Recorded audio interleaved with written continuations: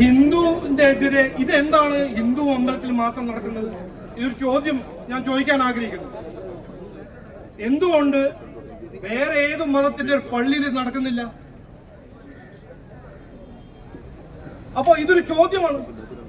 ഇതുവരെ ഹിന്ദുവിന്റെ എതിരെ ഈ ദ്രോഹം, ഈ ഡിസ്ക്രിമിനേഷൻ എന്തുകൊണ്ട് ഈ CPM സർക്കാർ ചെയ്യുന്നു? ഈ ഭരണഘടനയെ കുറിച്ച് സംസാരിക്കുന്ന CPM സർക്കാരും കോൺഗ്രസ് സർക്കാരും അവർക്ക് മനസ്സിലാണല്ലോ. ആർട്ടിക്കിൾ 14 കോൺസ്റ്റിറ്റ്യൂഷന്റെ ആർട്ടിക്കിൾ 14 എന്ത് പറയുന്നു?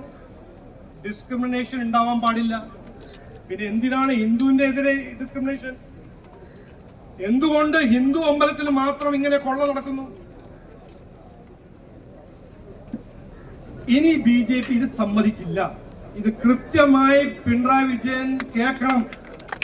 ED സതീശനും കോൺഗ്രസും പ്രിയങ്ക ഗാന്ധി വാഡ്ര കേൾക്കണം. നിങ്ങളുടെ പങ്കാളിത്തം ജമാഅത്തെ ഇസ്ലാമിന്റെ ഒപ്പമായിരിക്കും, SDPIന്റെ ഒപ്പമായിരിക്കും, മദനിന്റെ ഒപ്പമായിരിക്കും. പക്ഷേ ഇന്ന് തുടങ്ങി ഹിന്ദു സമുദായത്തിന്റെ എതിരെ ഡിസ്ക്രിമിനേഷൻ ചെയ്യാൻ ഞങ്ങൾ സമ്മതിക്കില്ല എന്ന് ഞങ്ങൾ ഉറപ്പു തരുന്നു. ഏത് ലെവലിൽ വേണമെങ്കിലും ഈ പാർട്ടിയുടെ എല്ലാ സഹപ്രവർത്തകരും ഇറങ്ങി ചെയ്യേണ്ട കാര്യങ്ങളെല്ലാം ചെയ്യും. അതിൽ ആർക്കൊരു സംശയം ഉണ്ടാവാൻ പാടില്ല. അയ്യപ്പ സംഗമം പൊളിഞ്ഞുപോയി. ജനങ്ങളെ വിഡ്ഢിയാക്കുന്ന ആ രാഷ്ട്രീയത്തിന് സമയം കഴിഞ്ഞു എന്ന് ഞാൻ ബഹുമാനപ്പെട്ട മുഖ്യമന്ത്രിയോട് പറയാൻ ആഗ്രഹിക്കുന്നു.